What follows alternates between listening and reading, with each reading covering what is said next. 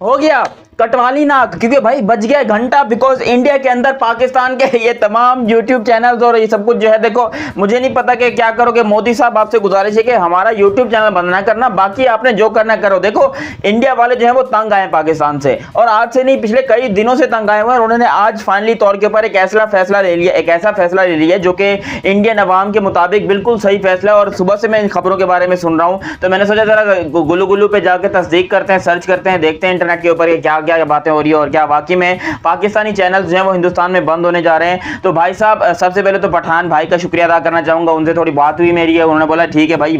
खबर सच्ची है, मैंने ऑलरेडी रिसर्च कर लिया, आपको कुछ और करने की जरूरत नहीं है। तो देखो ये बात तो 100% ट्रू है कि पाकिस्तान के जो मेन स्ट्रीम चैनल्स हैं उनके बारे में ये बात कही जा रही है और पिटीशन दायर हो गई है कि भाई इंडिया के अंदर जितने भी पाकिस्तान के चैनल्स आते हैं, देखो तुम लोगों ने सब्सक्राइब किया या नहीं किया, नोटी बच्चे सब्सक्राइब करके शाबाश, सब्सक्राइब करके उसके बाद देखो क्या पता कितने दिन तक देख पा रहे हो भाई, लेकिन जितने दिन तक भी देख रहे हो तब तक के लिए सब्सक्राइब वगैरह कर लो। तो यहां पर ये बात बिल्कुल सही है कि पाकिस्तान के जितने मेन स्ट्रीम मीडिया हैं जिसके अंदर कभी आपको इंजमाम आलू देखने को मिलते हैं, कभी आपको सलमान बट फिक्सर देखने को मिलते हैं, कभी आपको जूनियर तनवीर अहमद देखने को मिलते हैं, कभी आपको पाकिस्तान में बैठे बैठे कुछ ऐसे ऐसे लफंगे लोग देखने को मिलते हैं जो कि बार बार मुंह उठा के सिर्फ और सिर्फ कंट्रोवर्सी बनाने के लिए और सिर्फ खबरें छापने के लिए हिंदुस्तान का नाम लेते हैं, हिंदुस्तान को बदनाम करने की कोशिश करते हैं, और कभी इंडिया के ऊपर फिक्सिंग का इल्जाम लगाते हैं, कभी उनके पास बॉल ट्रैम्पिंग का इल्जाम लगाते हैं। इंडिया के बारे में बातें करने से उन लोग को जो है वो पैसा वैसा मिलता है, क्या मिलता है आई डोंट नो, मगर अब उन लोग की आवाज इंडिया तक नहीं पहुंचेगी। बिकॉज इंडिया क्या कर रहा है कि ना कि सिर्फ बल्कि सिर्फ ये न्यूज चैनल बल्कि तमाम जितने भी पाकिस्तानी स्पोर्ट्स चैनल हैं, चाहे वो स्पोर्ट्स हैं, न्यूज हैं, जो भी हो मेन स्ट्रीम मीडिया के जितने भी चैनल्स हैं वो सारे हिंदुस्तान बैन कर रहा है भाई।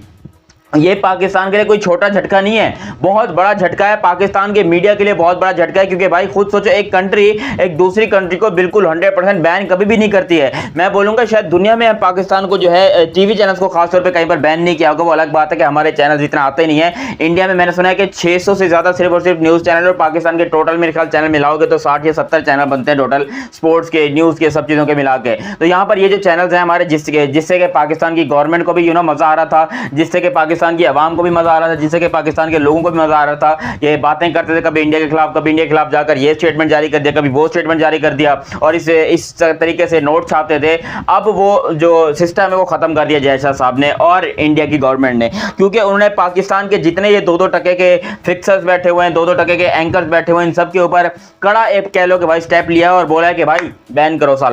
सालों को बैन करो, चाहिए ही नहीं। ये बैठकर हिंदुस्तान के खिलाफ बातें करते हैं बेशरम लोग, इन लोग को पता नहीं है कि बाप से कैसे बात की जाती है। क्योंकि खुद सोचो ऐसी घटिया तरीके से इन लोग की, मैं आज से नहीं मैं कितने दिनों से देख रहा हूं कि भाई पाकिस्तान के लोगों को ये बात समझ में नहीं आ रही कि भाई बंद कर दो, हिंदुस्तान के खिलाफ बातें करना बंद कर दो, हिंदुस्तान के खिलाफ बातें करने से कुछ नहीं होगा। मैं इंजमाम को कह रहा हूं, मैं जितने भी पाकिस्तान में बैठे हैं सबको कह रहा हूं, आज देख लो क्या किया हिंदुस्तान ने, आज पकड़ के घंटा बजा दिया पाकिस्तान का और बता दिया कि बेटा तुम लोगों ने जो करना है कर लो, क्योंकि हम यहां पर बैन करने जा रहे हैं पाकिस्तान को, उसके बाद तुम देखना, हम देखते कि तुम कर क्या सकते हो। और वाकई में ये पाकिस्तान के लिए बहुत बड़ा सदमा है भाई।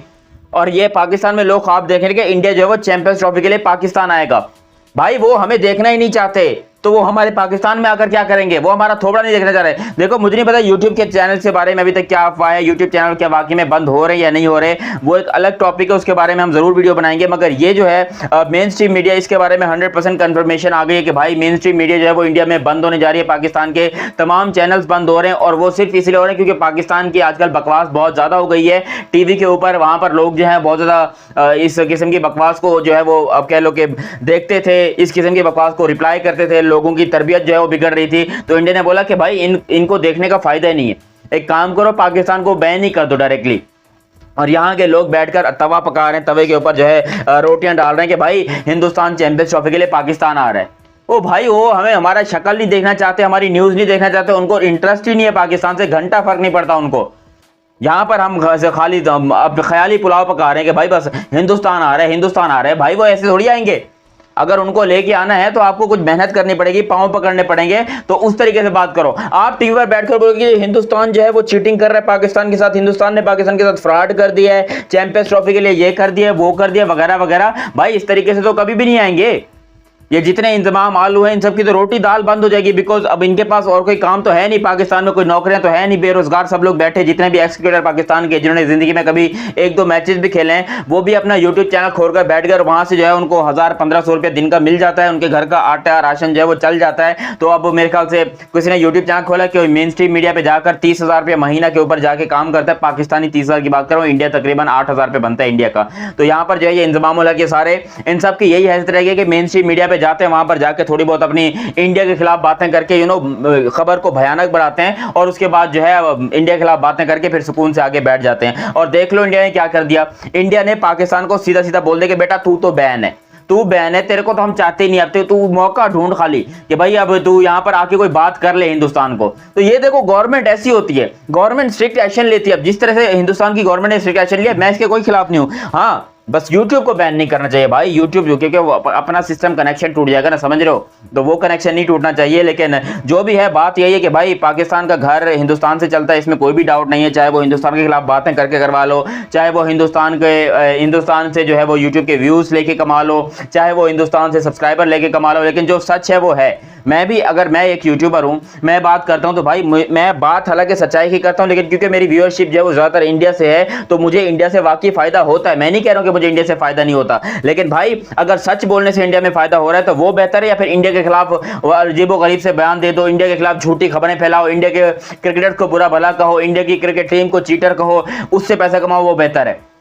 भाई सच बोल के कमाओ। ये बात तो इंडिया वाले भी कहते हैं कि भाई खुद सच बोलो ना तुम लोग, अगर तुम लोग को पैसा ही कमाना है हिंदुस्तान से तो जो रियलिटी है हिंदुस्तान की वो दिखाओ। तुम लोग हिंदुस्तान के खिलाफ बातें करते हो बार बार, एक बार नहीं कितनी बार हमने देखा है वीडियोस के अंदर, ये इंजमामुल हक जो है, ये पाकिस्तान के तनवीर अहमद जो है, सलमान भट्ट जो है, ये वो लोग हैं जो कि इनका बिजनेस है, इनका खानदानी पेशा है हिंदुस्तान के अगेंस्ट बातें करके पैसा कमाना। लेकिन इन लोग को अभी भी एहसास नहीं आएगा। ये मेन स्ट्रीम मीडिया पे अब आकर किसको, ये मुझे देख रहे ना तुम लोग, ये मेन स्ट्रीम मीडिया से अभी अपने बिस्तरा बोरिया बिस्तरा गोल करके जो है चले जाएंगे, बोलेंगे भाई जब हमारी व्यूअरशिप ही नहीं आ रही इंडिया के अंदर, टीआरपी नहीं आ रही, तो फिर काहे के लिए हम बैठेंगे। और वाकई में ये बहुत बड़ा सदमा है, क्योंकि पाकिस्तान की जिस किस्म की खबरें आती हैं बहुत ही गंदी किस्म की खबरें होती हैं और वो खबरें बड़े नुकसान देते हैं पाकिस्तान को। और पाकिस्तान खासतौर पर जिस तरीके से इंडिया के खिलाफ बार बार, एक बार नहीं बार बार आपको जो है इस तरह की खबरें निकाल कर देता है, तो ये बड़ी बुरी बात है। अब चलेगा पाकिस्तान को पता कि भाई इंडिया क्या चीज़ है। हम उनके मीडिया को बुरा भला कह रहे थे, हम उनके क्रिकेटर्स को मैं नहीं कह रहा था भाई, मेरे को नहीं बोलना, मैं नहीं कह रहा था, ये जितने 2-2 टके के लोग बैठे हुए हैं ये सब लोग उनको बुरा भला कह रहे थे। तो देख लो क्या क्या मोदी साहब ने उठा के पूरा का पूरा मीडिया ही बंद करवा दिया पाकिस्तान का, कि भाई इंडिया का पाकिस्तान का कोई भी चैनल हिंदुस्तान में नहीं चलेगा। और ये बहुत अच्छा डिसीजन है, बहुत ही अच्छा डिसीजन है। बस YouTube को जो है मैं कहूँगा बैन नहीं होना चाहिए, बिकॉज मुझे YouTube से बहुत सारी खबरें मिलती हैं इंडिया से, और मैं Instagram और YouTube पे बहुत ज़्यादा फॉलो करता हूँ इंडियन क्रिकेट टीम को, तो वहाँ से मुझे बहुत सारी अपडेट्स मिलती रहती हैं, पर वो बैन नहीं होना चाहिए। बाकी आप मेन स्ट्रीम मीडिया को बैन करो, इंजमामुल हक को पकड़ के इंडिया में ले जाओ, जो करना है कर लो भाई, मुझे नहीं पता, लेकिन बस हमारा जो है वो थोड़ा सा आप लोग ध्यान रखना। बाकी उम्मीद करता हूँ कि भाई इंडियन गवर्नमेंट के डिसीजन से इंडिया में कुछ फायदा ही होगा और होना भी चाहिए। अभी तक आप लोगों ने चैनल सब्सक्राइब नहीं किया तो सब्सक्राइब करो, और सब्सक्राइब करते ही बेल आइकन दबाओ। मिलते हैं अगले वीडियो में, तब तक के लिए आप मुझे दीजिए इजाजत। अल्लाह हाफिज।